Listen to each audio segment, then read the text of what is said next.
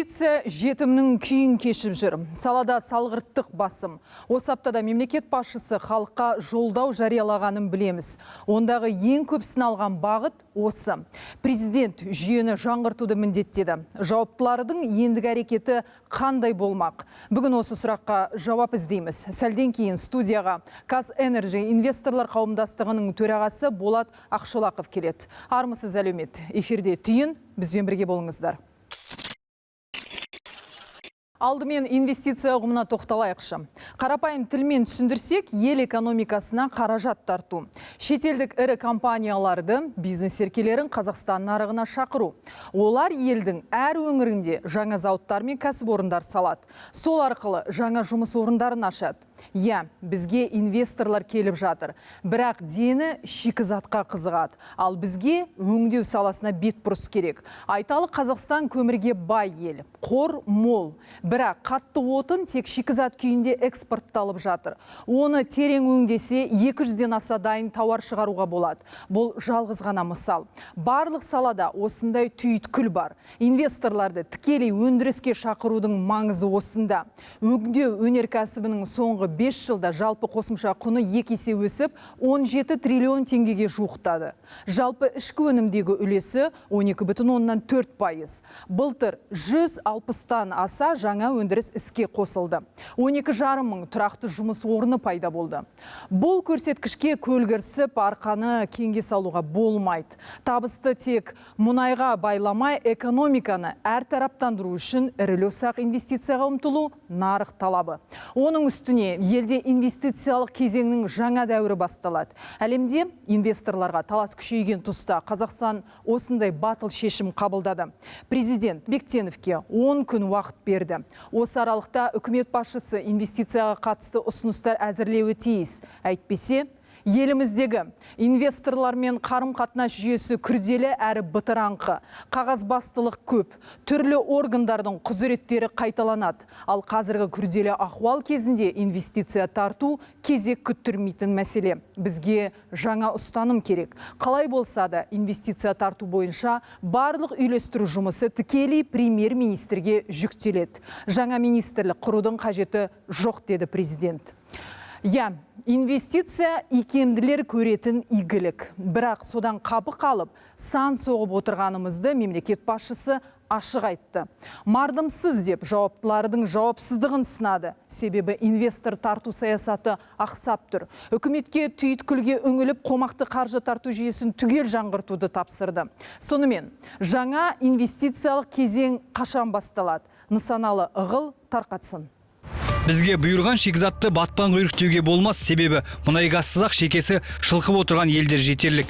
Әлбетте барды бағалаған да дұрыс, бірақ тек сатумен шектеліп, одан шыққан өнімді сырттан қайта өңгеру өрескел қателік. Ал өзімізде өңдесек, әлде қайда пайда. Үкімет инвестиция саясатына басқаша көзқараспен қарау керек. Қажет болса, жоғары технологияларға салынатын инвестицияларға жеңілдік беруге болады. Жоғары технология мұратқа жеткізет, бірақ алдымен соның өзін елге жеткізіп алу керек. Президент үкіметке ұлттық банкпен бірлесіп, осы жағына бас қатыру керек деді. Ойдағы іс байыпты орындалу үшін $1 миллиард инвестиция тарту бағдарламасын әзірлеу тапсырды. Басқа әртүрлі бюджеттік бағдарламалардың аясында жұмсалып жүрген. Бірақ енді шоғырландырып, мақсатты түрде белгілі бір орган тек осыған жұмсайтын бағдарламаны үйлестірсе, одан нәтижелігі де артады. Бизнес дегенің әуелі мүдде, кейін келісім. Егер екеуі үйлессе, дереу үйіріп әкету әкімдердің шеберлігіне байланысты. Вот здесь бизнес. Міне, мына жерде бизнес 100 қонақ үйге инвестиция құюға дайын деп нақты көрсетеміз. Бірақ осында электр энергиясы, канализация сияқты проблемалар туындайды. Сол кезде біз инфрақұрылымды жақсарту бойынша қаржыны бюджетке 2 жылдан кейін емес, нақты қазір кіргізу керек деген сұрақ көтереміз. Екінші деңгейлі банктерде 60 триллионнан артық теңге жатыр, текке жатыр. Өйткені экономикаға несие бергеннен гөрі қаржылық тәуекелі төмен бағыттарға ақша салғанды жөн көреді. Бұған айғақ бар. 12 жыл бұрын банктер жалпы ішкі өнімге шаққанда нақты экономика секторын 25%-ға несиелеген. 2 жыл бұрын 8, енді тек 10%-ға өпірімдеп көтерген. Но этого недостаточно. Елестетіңіз, 60 триллионнан аса теңгені нақты экономика секторына жұмсауға болады. Бұл маңызды месседж. Сондықтан банк туралы заң аясында белгілі бір шарт қабылдау керек. Банктер кері бұрылып нақты секторларды несиелеуі тиіс. Президент пәрмен етті. Ұлттық банк пен үкімет банктердің ақшасын экономикаға тартудың тиімді тәсілдерін табу қажет. Яғни шетел қаржысы мен ішкі қауқарды қабыстырмаса, көп мүмкіндіктен қалыс қаларымыз анық. Нысаналы Ғыл, Мәдияр Қындыбаев, арнайы түйін бағдарламасы үшін. 1 миллиард доллар. Жоғары технологиялық салаларға осынша инвестиция тартылуы тиіс. Меже белгілі, міндет бар. Мақсат қандай? Бүгін инвесторлар қауымдастығының төрағасы Болат Ақшолақов студия қонағы. Болат Оралұлы, студияға қош келдіңіз. Өзіңіз басқарып отырған инвесторлар қауымдастығы мемлекет басшысының тікелей тапсырмасымен биыл жыл басында құрылды. Алдарыңызға қойған мақсат, міндет көп. Соның әуелгісі мемлекет пен инвесторлар арасындағы дәнекерлік. Бәріміз көргендей, жолдауда осы инвестицияға байланысты сын көп айтылды. Енді ел экономикасына капитал тарту ісінде қандай олқылықтар бар? Осы жылдың басында, ақпан айының 7-сінде біздің мемлекет басшымыз ірі бизнес өкілдерімен кездесу өткізген. Сол кездесудің нәтижесінің бірі ол осындай арнайы қоғамдық ассоциацияны құру. Бұның ең маңызды мәселесінің бірі бұл мемлекетпен, яғни бұл үкіметпен және бизнес қоғамдармен арасында тіл табысу және бізге қазақта айтады атсалысу деп. Оның бәрін бірігіп жұмыс істеп, осы біздің болашақта экономикамыздың қалай деңгейін көтереміз деп, сол бүкіл мәселелердің жан-жақтан қарап, зерттеп, бір нақты шешімге қабылдау керек. Бұның себебі біздің экономикамыздың дамуы ол әрине тек қана үкімет емес қой енді. Ол бәрін бүкіл әр адамның мәселесі және ірі бизнес шағын болсын, бәріміздің бір ортақ мәселе. Соның бәрін әрине әрі салада, әрі мекемеде, әрі мемлекеттік органда өзінің ой пікірлері бар. Кейбір уақыттарда бұл бір-біріне сәйкес келмейді. Сол себептен арнайы осындай оймен, ойлармен алмастыруға алаң керек еді негізі. Осы себептен осындай қоғамдық құратын біздер осы биыл көктемнен бастап жұмыс бастадық. Ал егер инвестиция туралы айтатын болсақ, осы біздің мемлекет басшымыз жолдауында біраз мәселені көтерген. Біздің ойымызша әрине бұл ең бірінші мәселе бұл инвестицияның тек қана көлемін емес, оның сапасына көңіл назар аудару керек. Екіншіден, бұл жұмысты күшейту үшін бізге бірнеше қосымша қоспалы жұмыстарды атқару керекпіз біздер. Ең бірінші бұл заң, ережелер, тағы да оған бюрократияны төмендету, азайту. Оғанда және бүкіл осындай заң саласынан келетін және бүкіл салаға әсер ететін жұмыстарды пысықтап, бірігіп жұмыс істеуіміз керекпіз. Сол себептен осындай ассоциация құрылған. Енді осы қауымдастық құрылғалы бері нақты қандай олқылықтарды атап көрсете аласыздар осы инвестиция тарту саласына байланысты? Әрине, бұл өте терең, өте бір, енді ауыр деп айтпай, бір қиын жұмыстың бірі. Әрине, бұл тек қана бір жылда да шешілмейтін мәселе. Бұған системалық жұмыс істеу керекпіз бәріміз бірігіп. Ал әрине, бұл бірінші бастамалар енді жылдам жеңістер деп айтылады. Осындайда әрине біздерде қарап отырмыз. Оның ішінде біздер осы жасанды интеллект орталығын құру деген мәселесін көтергенбіз негізінде. Президент қолдап, осы жолдауында да айтты. Бұның себебі біздер қазіргі уақытта мысалы бізде 21 кодекс бар болса, 300 заң бар, 400 мыңнан астам ережелер бар қазіргі уақытта. Әрине, кейбір уақыттарда заңда бекітілген мәселелер ол бизнесті дамыту үшін бір негативтік әсер жасау мүмкін. Әлі де бүгін мысалы жалпы орта ірі бизнес болсын, оларға жол беру үшін біздер біраз біздің заңдарды қайтадан қарастырып, мүмкін оны қысқартуды керек шығар енді. Бірақ оның бәрін тану үшін, зерттеу үшін біздер қазір заманауи технологиялардан қолдауымыз керекпіз. Оның ішінде ол жасанды интеллект табылады. Мен сізге осындай мысал ретінде келтірейін. Кезінде 2022 жылы біз үкіметте осы жұмысты бастаған едік. Ол кезде жасанды интеллект туралы ешқандай қолдау болмаған. Сол кезде қолмен жасайтынбыз бәрін. Сонда осы зерттеу жұмыстардың бәрін жасау үшін, әрі сала үшін, әрі мемлекеттік орган оның құзыретіне келетін мәселелердің бәрін қарап шыққанда бір жылдан астам жыл кетті ол үшін. Ал бүгін бұл жұмысты арнайы модельді құратын болсақ, жасанды интеллекттің қолдауымен бұл мәселені тіпті саналған минуттардың ішінде де тануға болады. Ал келесі сақталған уақытты нақты жұмысқа аударуға болады. Яғни бұл жаңа ережелерді құрып, керек емес бір себепсіз болатын сұраныстар болса, оның алып тастау да керек болар мүмкін. Бірақ оның бәрін әрине ол мұқият қарау керек. Түсінікті. Енді жолдауда әуелгі басымдық берілген сала ол инвестиция. Бірінші бағыт ретінде ерекше екпін қойылды. Мемлекет басшысы осы тұста инвестицияға байланысты жеке министрліктің құру қажеттілігі жоқ деді. Дегенмен де заңсыз активтерді қайтару комитетін инвесторлардың құқығын қорғау комитеті деп ауыстыруды айтты. Осы тұста жұмыс басталып кетті ме? Әлде бұл мекеменің негізгі функциясы қандай болады? Сол жағынан ақпарат бере аласыздар ма? Өзара қоян қолтық тығыз жұмыс жасау үшін қандай әрекеттер жасалуда қазір? Өзіңіз көріп отырсыз, ол негізі парадигманың өзгерту деген сөз. Әрине үлкен терең жұмыс жүргізілді ол комитетпен. Енді заңсыз активтерді шығару деген, шетелге ақша алып кету дегенде мәселелердің бәрін қарап шыққан. Бұл жұмыс барысында бірталай тәжірибе жинаған оларды. Әрине бұл ол кезде олар ірі бизнесмендермен қарым-қатынас жүргізген болатын. Әрине бұл ұзақ жұмыс барысында бір-бірін таныған бұларды. Әрине, бірақ қазіргі уақытта осы жолдауында айтқан біздің мемлекет басшымыз еліміздің экономикасын дамыту үшін біздер қазір бір-бірін соғыспай атсалысып жұмыс істеу керекпіз. Сол себептен мен ойлаймын, енді бірақ экономиканы дамыту үшін ең бірінші мәселенің бірі бұл нормативтік және құқықтық қорғау мәселелері. Егер біздер мысалы инвестицияны құятын болатын болсақ, әлі ірі бизнесмен, әлі компания, шетелдікі болсын, іштен шыққан болсын, әрине бәріне сенімділік керек. Бірақ халқымызға, елімізге әділдік керек.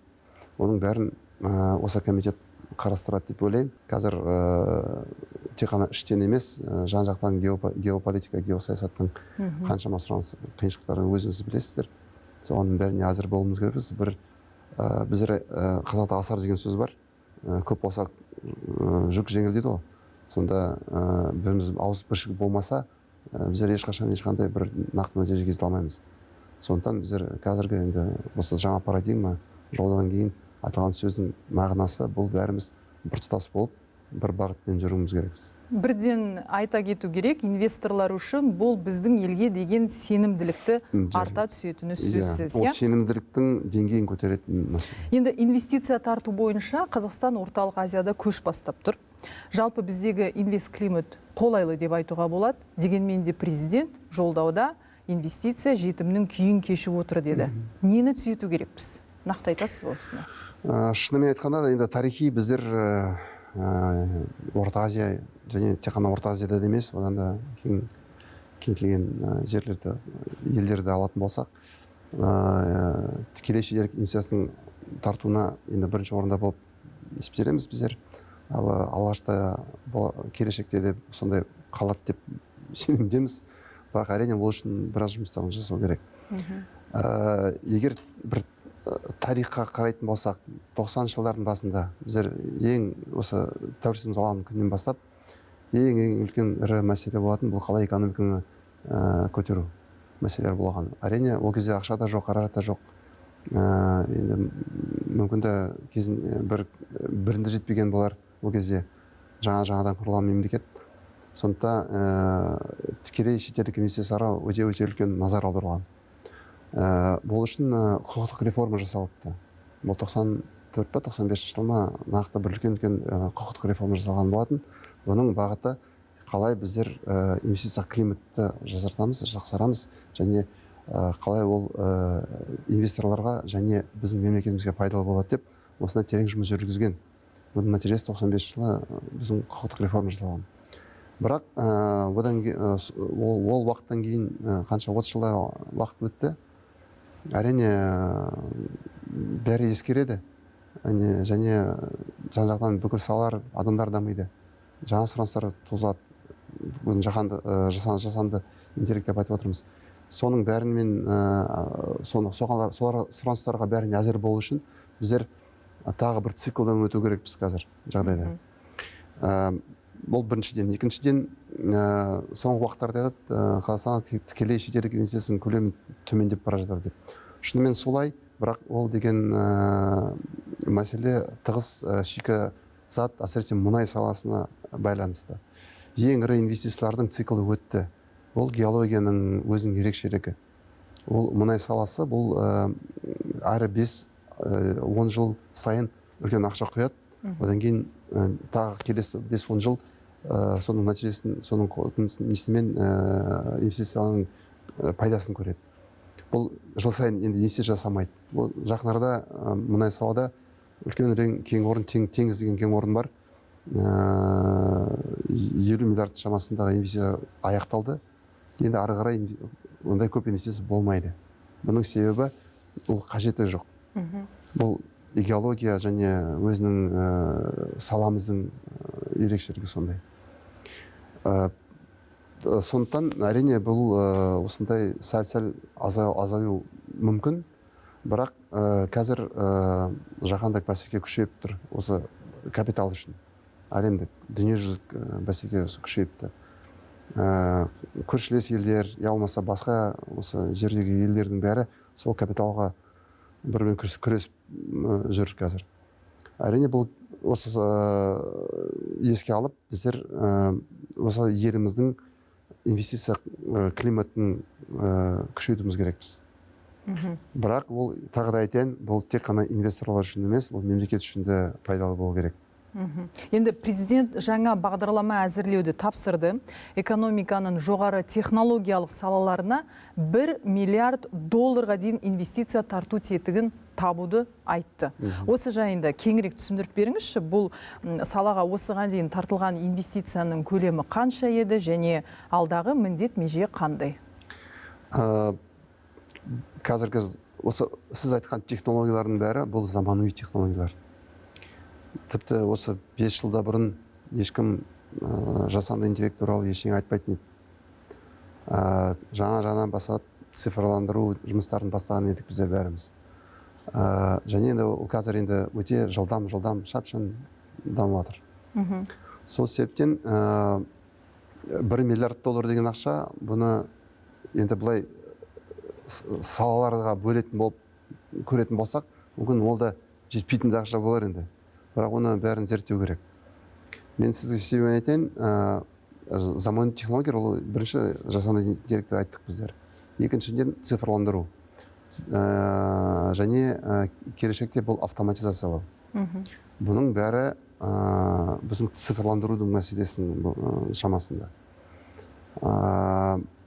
Бірақ тек қана осындай цифрлық технологияларды дамыту үшін базалық саланы біздер күшейту керекпіз. Мен енді қысқаша айтқанда, жалпақ сөзбен айтқанда, бізде күнделігіміз бар ғой, тамақ ішеміз, киім киеміз, жұмысқа барамыз, көлік әлеміз, бәрі керек. Ол бәрі базалық медицинаға, дәрігерлерге барамыз, оқу орындарға бала шағамызды береміз. Оның бәрін дамыту керек. Ал мысалы жасанды интеллект бұл жұмыстардың сапасын күшейтеді.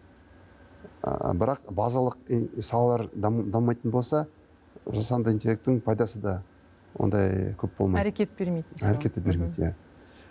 Берекетін де көре алмаймыз.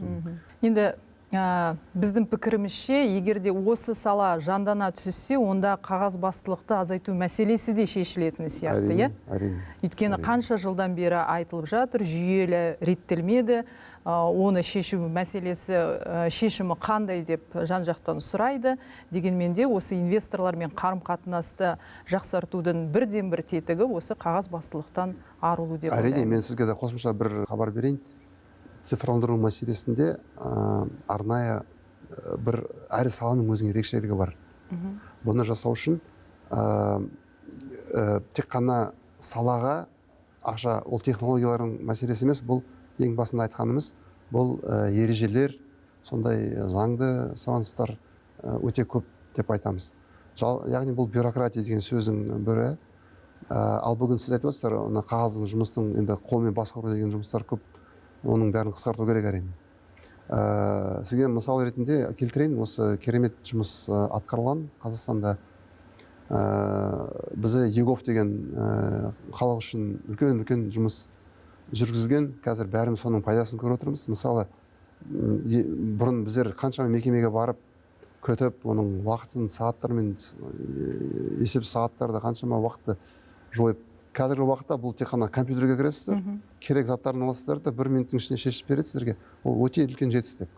Оны неге айттым сізге? Біздің ойымызда ЕГОВ кәсіпкерлер үшін жасау керек.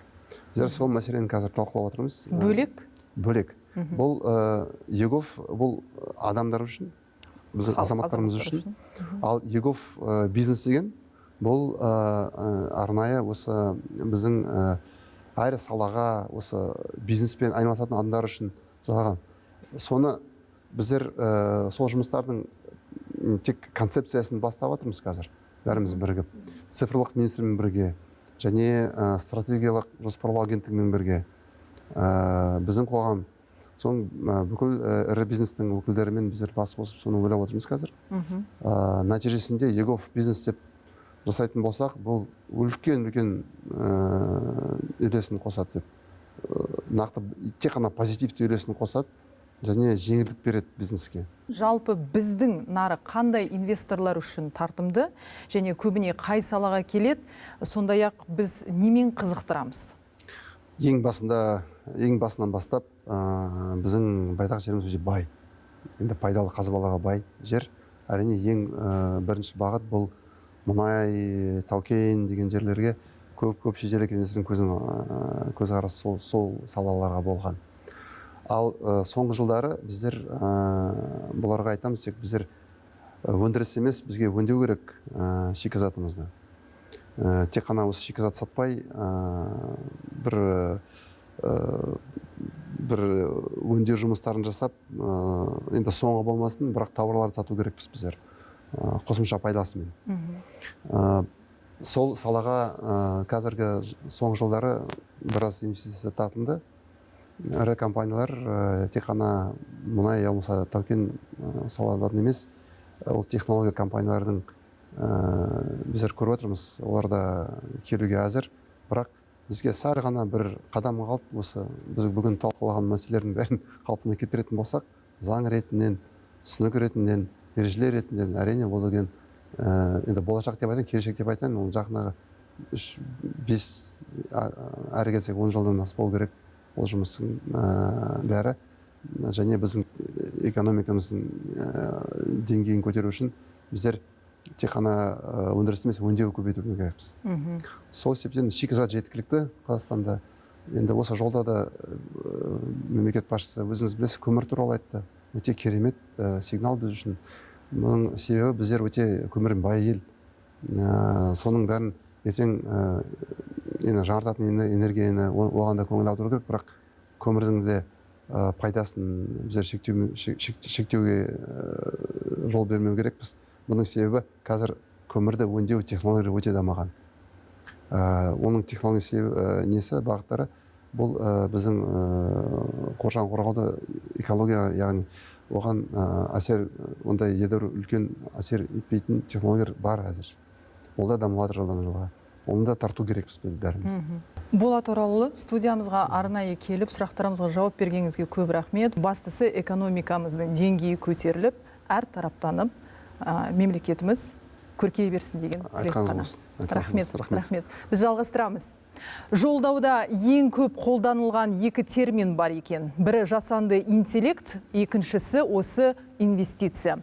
Президент кемі 40 рет қайталады. Соған қарап, саланың экономикаға, халықтың әл-ауқатына қаншалықты ықпалы зор екені түсінікті. Осы ретте орталық органдардан басқа өңір әкімдері де белсенді болуы тиіс еді. Алайда өңірлердегі арнайы экономикалық аймақтар ауыз толтырып айтарлықтай жағдайда емес. Шаруа шатқаяқтап тұр. Бұл мәселе бойынша әңгімелер талай рет айтылды. Үкімет арнайы экономикалық аймақтардың тиімділігін арттыру үшін терең сараптама жасап, түбегейлі шаралар қабылдауға дайын болу керек. Арнайы экономикалық аймақтарды басқаруға жеке компанияларды қажет болса, шетел компанияларын тартуға болады. Инвестиция тарту бойынша әкімдердің ендігі әрекеті қандай болмақ? Арнайы экономикалық аймақтар мен әлеуметтік кәсіпкерлік корпорациялардың міндеттері қалай өзгереді? Шерхан Абзалұлы зерттеп көрді. Инвестиция өңір дамуының өзегі. Көзін тапқанға таптырмас қаржы құралы. Сол қаруды қолданатын мүмкіндік арнайы экономикалық аймақтарға берілді. Бірақ қажетті инвестор тартуға икемі келмеді. Президенттің сынына ұшырады. Енді оларды басқару шетелдік компанияға берілуі мүмкін. Өңірді өркендетуге өресі жетпегеннің бірі әлеуметтік кәсіпкерлік корпорациялар. Мемлекеттен қыруар қаржы алып, күткен үмітті ақтамады. Мысалы, жаңағы қаржыны бергеннен кейін кәсіпкер оны мысалы 3 жылдың ішінде, 5 болмаса 7 жылдың ішінде оны үкіметке құйып, анау өзі салып жатқан объектті өзі толық жекеменшікке алу керек. Көбі салмайды. Жұмысты бастайды, жарты жолдан болмаса башағынан тастап кетеді. Болмаса аяғына жеткізбей тастап кетеді. Қайтадан қаржысын талап етеді. Мәжілісмен әрі Жамбылға белгілі бизнесмен Ерболат Саурықовтың өзі де корпорацияның кәсіпкерлерге келтіретін кедергісін көп көрген. Мен өзім де сол жаңағы СПК таразымен жұмыс істеуге белсенді болдым. Бірақ олардың қойып отырған талаптары, жаңағы жинайтын құжаттары, жай қарапайым шаруалар бар ғой. Осыларға үнемі кедергі жасап отырады. Олар бір сыйақ сұрайтын сияқты ма? Енді аймақтарда инвестиция иіріміне айналу керек. Әкімдер министрлікпен жұмыла жұмыс істеп, ахуалды жақсартуы тиіс. Президент пәрменімен жақын арада олардың жауапкершілігі белгіленеді. Сарапшылар бұл бастаманың жемісті боларына сенімді. Бастысы әкімдер шетелдік компанияларды шақыру үшін инфрақұрылым мәселесін реттеу керек дейді. Әкімдердің арасында инвесторға тарту бойынша жарыс басталады. Себебі жергілікті атқарушы органдардан басқа өңірлердің ерекшеліктерін ешкім білмейді. Мысалы, Батыс Қазақстан облыстарында олар мұнайдың ерекшеліктері бар. Шығыс Қазақстанда мысалы әртүрлі полиметалл, сонда қызықты металлдар болуы мүмкін. Сондықтан екі жақты бірлесіп жұмыс істеген арқасында осы инвесторлардың тарту мүмкіндігі жоғарылай бастайды. Қазір әлемде инвестиция үшін бәсеке жоғары, сондықтан жарыс жолында алдыңғы қатардан көрінудің тиімді тетігін табу маңызды міндет. Олай болмаса, қыспақ қалған инфляцияның салдары айрықша сезіліп тұр. Шерхан Абзалұлы, Түйін.